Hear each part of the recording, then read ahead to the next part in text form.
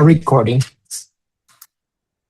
Good morning, everyone. This meeting of the Agricultural Labor Relations Board is now called to order. I will first go through the roll. Board Member Broad. Here. Board Member Flores. Present.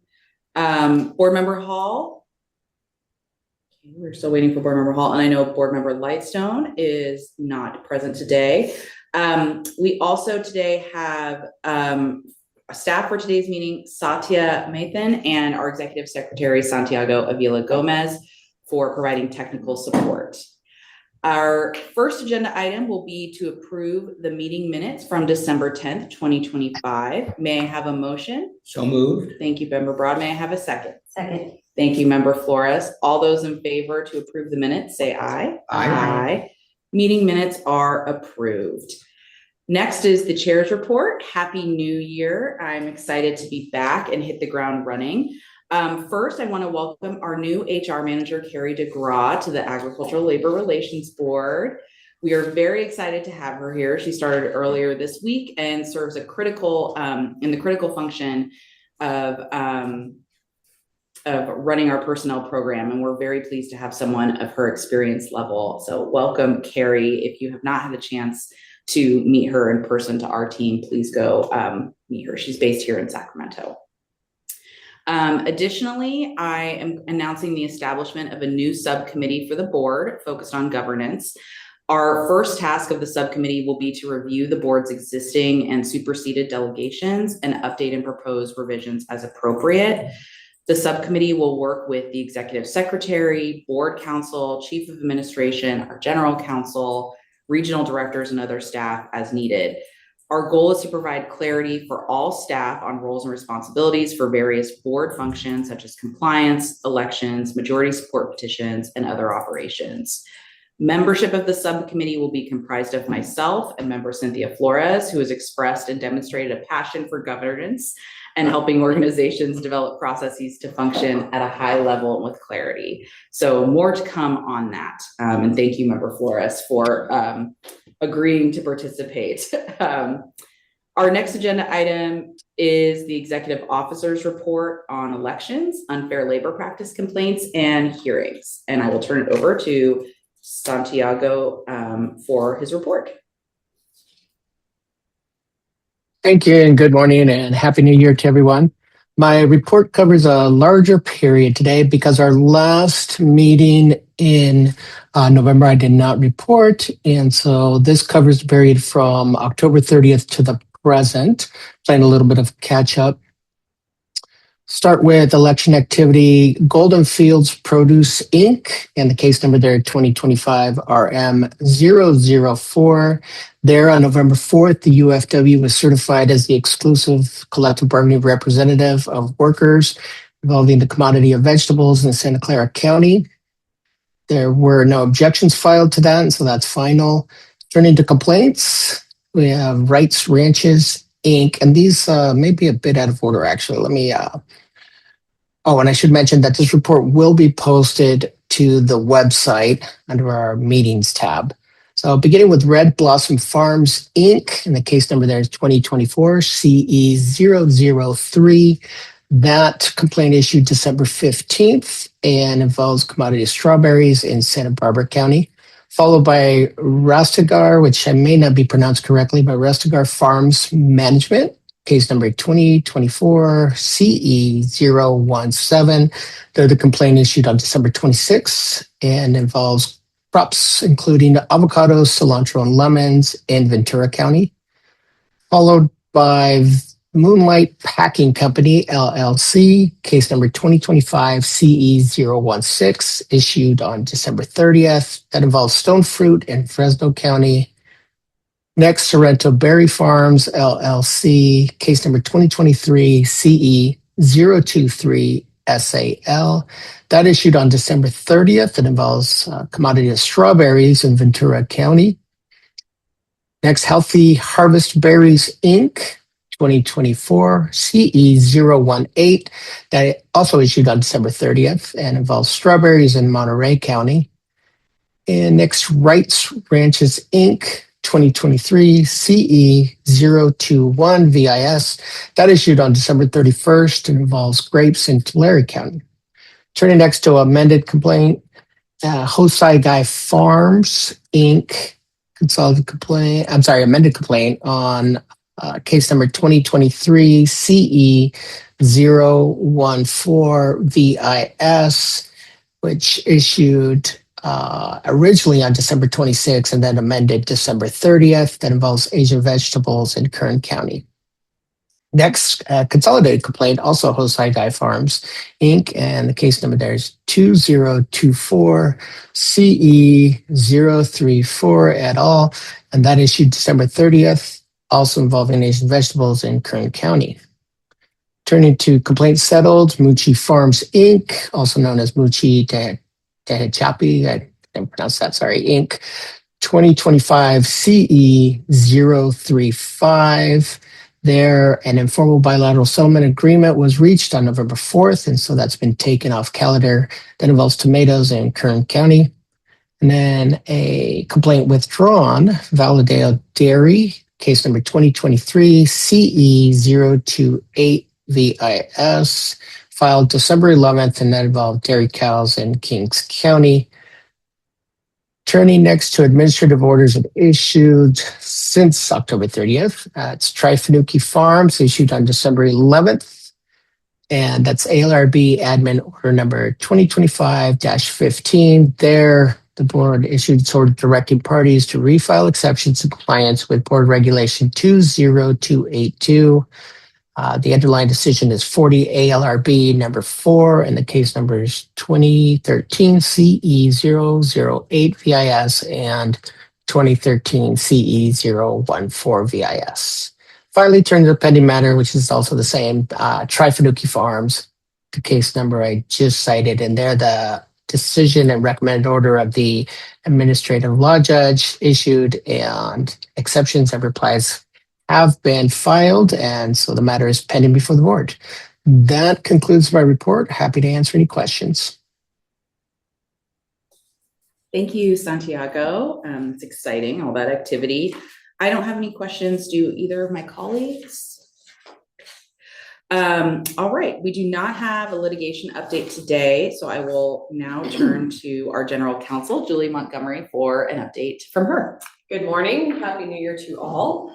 I have a couple of settlements to report and just a few outreach highlights.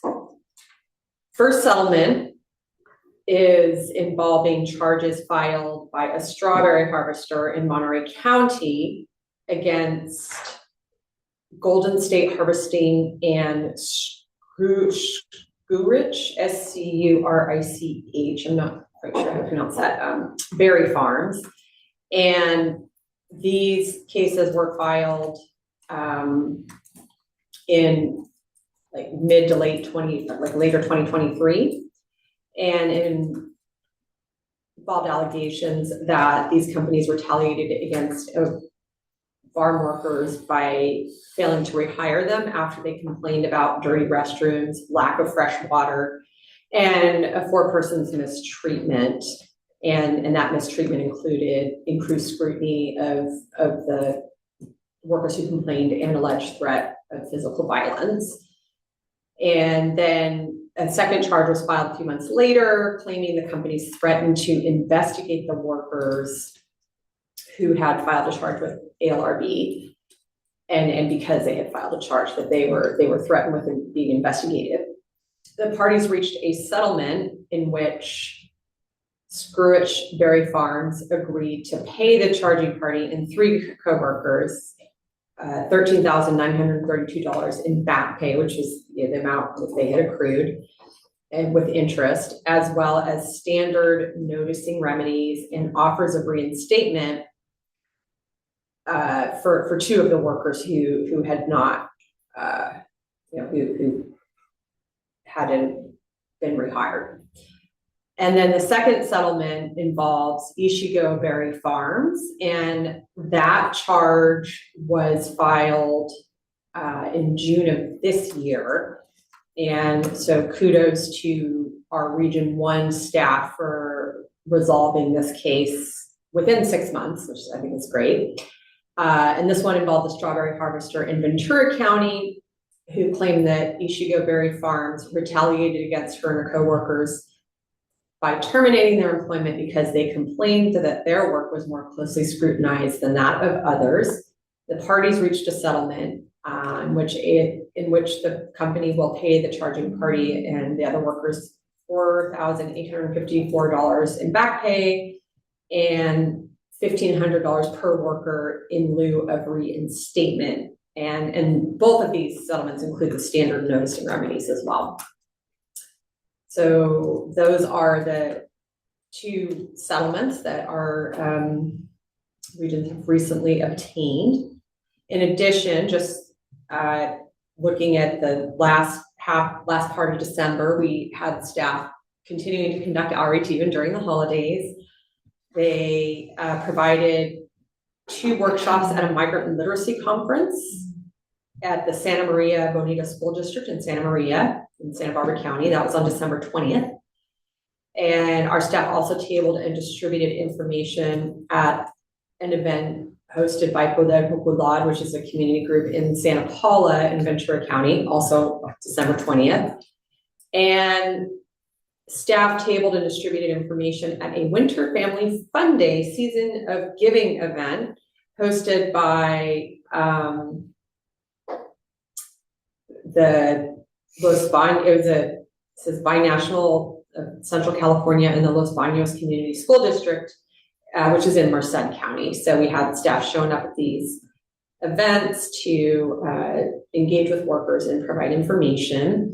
And then we did a couple of media presentations as well. Our regional director, Yesenia de Luna, appeared on La Hora Mixteca, which broadcasted which I think is through,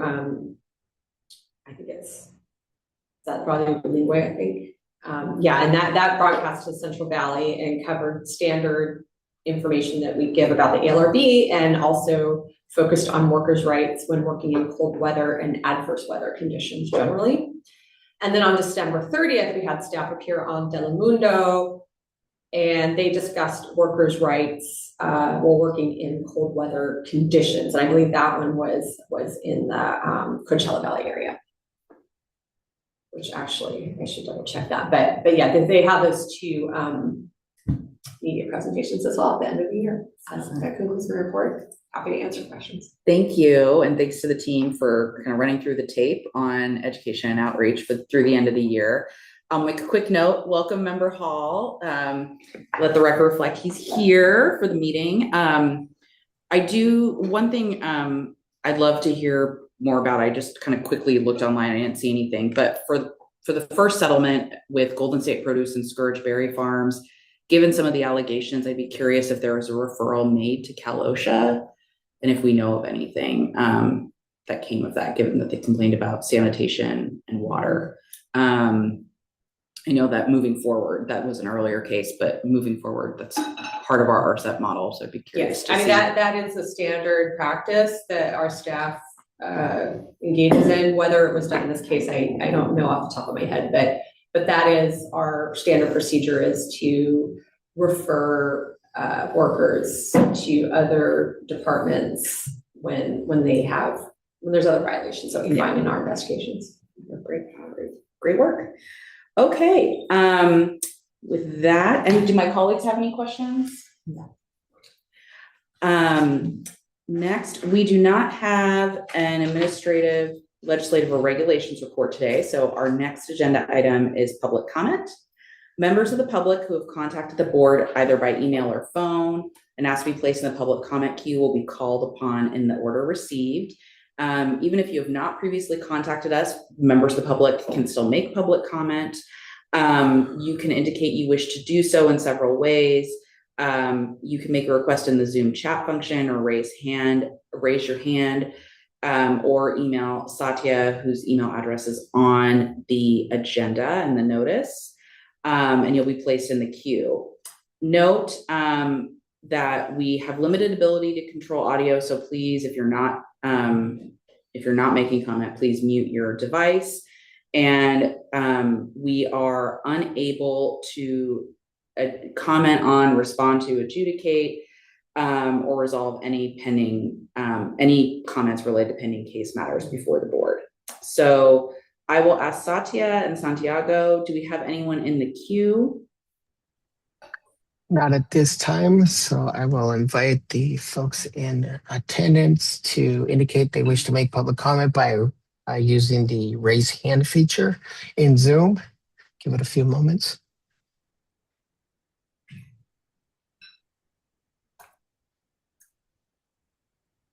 No hands raised. Okay, with that, we will close public comment. Thank you, General Counsel Montgomery. And the board will now recess into closed session. Thank you. Hey, I have a question. All right, good morning. The board has now returned from closed session at 11:39 a.m. Our next agenda item is announcements. Our next board meeting is scheduled in 2 weeks on Wednesday, January 21st at 10 a.m. here in Sacramento and online. And with that, we are now adjourned. Thank you, everyone.